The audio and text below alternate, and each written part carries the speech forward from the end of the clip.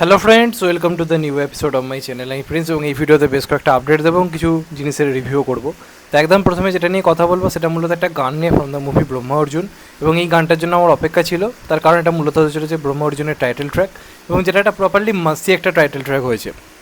এই গানটার ভিডিওটা অলরেডি এসপি মিউজিকে এসেছে, প্রত্যেককে রেকমেন্ড করবো কি এই গানটা শুনতে। প্রপারলি একটা মাসি টাইটেল ট্র্যাক বলতে যা বোঝায় এটা কিন্তু ঠিক তাই হয়েছে। প্লাস যেভাবে ভিডিওটাকে এডিটিং করা হয়েছে ব্রহ্ম এবং অর্জুনের বিভিন্ন অ্যানিমেটেড ভার্সান ইউজ করে যেভাবে জিনিসটাকে দেখানো হয়েছে সেটাও যেমন ভালো লাগছে, প্লাস সিনেমায় যে কালার গ্রেডিং বা যে অ্যাকশন সিকোয়েন্সগুলোকে যেভাবে দেখানো হচ্ছে, ব্রহ্ম এবং অর্জুনের বিভিন্ন অ্যাক্টিভিটিগুলোকে যেভাবে দেখানো হচ্ছে সেটা দেখতে কিন্তু দারুণ লাগছে।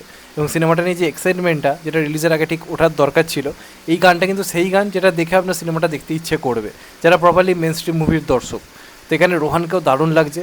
আমরা টিজার বা ট্রেলারে খুব বেশি অ্যাকশন সিকোয়েন্স দেখতে পাইনি, এখানে কিন্তু এই গানটাতে বেশ কিছু অ্যাকশন সিকোয়েন্স রয়েছে, প্লাস ভিলেনদের কিছু অ্যাক্টিভিটি রয়েছে যে জিনিসগুলো দেখানো হচ্ছে গ্রামের মধ্যে বিভিন্ন তন্ত্র সাধনা, তার সঙ্গে সঙ্গে ইত্যাদি নানা রকম জিনিস, প্লাস অ্যাকশন সিকোয়েন্স। তো গল্পে কিন্তু প্লটটা দারুণ রয়েছে, অনেকগুলো গল্পের সেট রয়েছে যে কারণে দেখতে দারুণ লাগছে। প্লাস ব্রহ্ম এবং অর্জুনের অর্থাৎ রোহন এবং অনিন্দর যে দুজনের যে বন্ধুত্বটা সেটাকে যেভাবে দেখানো হচ্ছে, তাই দুজনের অ্যাকশন সিকোয়েন্সগুলোকে যেভাবে দেখানো হচ্ছে সেটা কিন্তু দেখতে দারুণ লাগছে, খুবই প্রমিসিং লাগছে।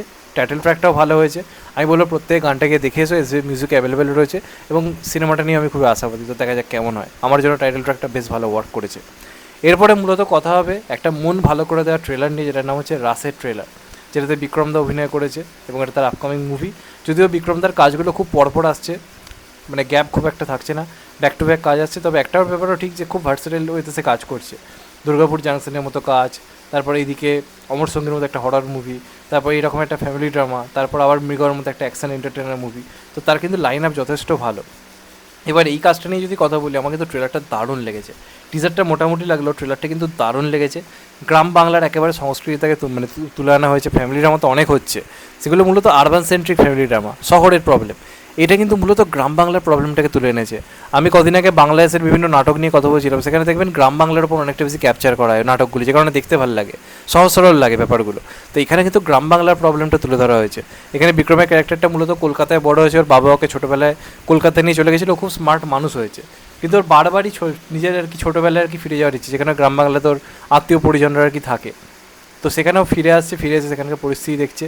তো সেইখানে কী প্রবলেম, নিজেদের মধ্যে কী ঝামেলা, তাই নিয়ে হচ্ছে কাজ। মূলত প্রপারলি ফ্যামিলি ড্রামা বলতে যা বোঝায়, কিন্তু এটা হচ্ছে সেই ফ্যামিলি ড্রামা যেটা আমরা চাই, যে আমাদের প্রত্যেকের জীবনের সহজ সরল গল্প। তো ট্রেলারটা কিন্তু আমার জন্য দারুণ হয়েছে। সিনেমাটোগ্রাফিটা অসাধারণ, গ্রাম বাংলাকে অসম্ভব ভালোভাবে তুলে ধরা হয়েছে। এবং তথাগতার একটা ব্যাপার রয়েছে খুব ভালো, যে জনরাতেই কাজ করে না কেন, সেই জনরা যে কাজটা আনে এমনভাবে আনে যেভাবে অন্য পরিচালকরা আনেনি। তো এই জিনিসটা কিন্তু তথাগতার রয়েছে। বিক্রম দায় খুব সুন্দর লাগছে, তাকে খুব মানিয়েছে। একটা মানে এমন ছেলে যে শহরে যে গ্রামে এসে ঠিক মানিয়ে নিতে পারছে না এরকম ক্যারেক্টারে, তাকে ভালো লাগছে। প্লাস কিছু ডায়লগ রয়েছে খুব ভালো, যেমন অনির্বাণদার একটা ডায়লগ রয়েছে, একটা বাচ্চা মেয়েকে বোঝাচ্ছে লোকটা হয়তো বেকার, জীবনে তেমন কিছু করতে পারেনি, তাকে সবাই নানাভাবে রাগায়। তো একটা বাচ্চাকে হয়তো প্রশ্ন করেছে যে তুমি তো হেরে যাবে একজন মানুষ। তো অনির্বাণ তাকে রিপ্লাইতে বলছে, হেরে যাওয়া মানুষের জীবনে একটা কি সুবিধে জানিস, কোনো চাপ থাকে না। ওই ডায়লগটা কিন্তু দারুণ। তো এরকম কিছু মোমেন্টস রয়েছে গল্পের মধ্যে। প্লাস মানে আমাদের বাচ্চাবেলা 90s আমলটা, সেই সময় যে ছোটোবেলাটাকে আমরা যেভাবে দেখে বড় হয়েছি, মানে নিজের ঠাম্মার প্রতি নাতির ভালোবাসা, এই যে জিনিসগুলো, সেগুলো কিন্তু দারুণভাবে ট্রেলারের মধ্যে রয়েছে। কোথাও গিয়ে চোখের অজান্তে একটা জলও চলে আসছে। তো আমি জানি না সিনেমাটা বক্স অফিসে কতটা ওয়ার্ক করবে, কিন্তু সিনেমাটা দেখার জন্য এক্সাইটেড করছে। আমার কিন্তু বেশ ভালো লেগেছে ট্রেলারটা। তথাগতার কাজ আমার ভালো লাগে। পাড়িয়ে এক রকমের কাজ ছিল, এটা আর এক রকমের কাজ হয়েছে। যেটাই করুক না কেন একটা ইউনিক স্টাইলে কাজটা করে, এটার ক্ষেত্রেও সেটা হয়েছে। আমার জন্য বেশ ভালো ওয়ার্ক করেছে ট্রেলারটা। তোমাদের কেমন লেগেছে কমেন্ট করে জানিও। এবার আসবো পরপর কিছু আপডেটে। একদম প্রথমে যে আপডেটটা দেবো সেটা হচ্ছে আল্লু অর্জুন এবং অ্যাডলির পরবর্তী কাজটা নিয়ে।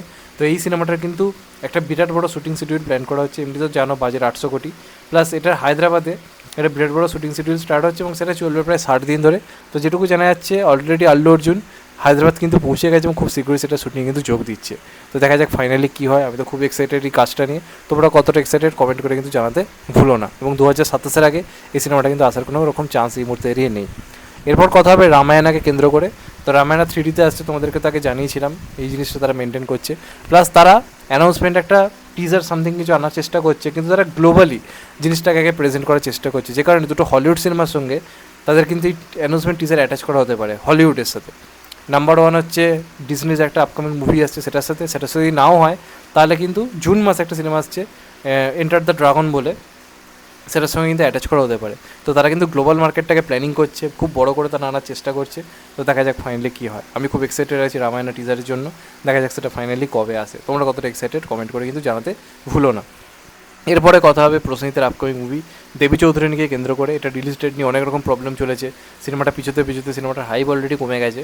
কিন্তু এখানে বুম্বাদাকে আমরা যে অবতারে দেখতে পাবো, তাকে যেভাবে প্রেজেন্ট করা হয়েছে, এই সিনেমা যখনই আসবে না কেন সিনেমাটা হাইপ ক্রিয়েট হবে। কারণ আজও গ্রামেগঞ্জে প্রসেনজিতের ক্রেজ কিরম আমরা সবাই জানি, এটা নিয়ে কোনো অস্বীকার করার জায়গা নেই। বুম্বাদা অনেকদিন পর অ্যাকশনে ফিরবে, তরোয়াল দিয়ে মারবে, উড়ে যাবে, যেটা ঝলক আমরা টিজারেও দেখেছিলাম।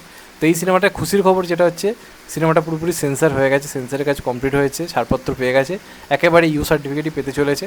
এবং খুব শীঘ্রই তারা কিন্তু কিছুর মাধ্যমে একটা রিলিজ ডেট ঘোষণা করবে। আমার যেরকম মনে হচ্ছে এই সিনেমাটা আগস্ট রিলিজের হয়তো তারা প্ল্যানিং করছে। তবে সেটা কতটা ঠিক হবে আমি জানি না, কারণ ওই সময় ওয়ার 2 থাকবে। তো সেক্ষেত্রে তারা জুলাই মাসটা টার্গেট করতে পারে, ওই সময়টা পুরো কিন্তু ফাঁকা রয়েছে। দেখা যাক তারা ফাইনালি কী করে। তবে সেন্সার পেয়ে গেছে সিনেমাটা, একটু মানে একটা ইনসাইডার নিউজ পেলাম। এটা নিয়ে তোমাদের কী মত জানাতে ভুলো না। আর লাস্ট কথা হবে কিং খানকে নিয়ে, তার আপকামিং মুভি নিয়ে।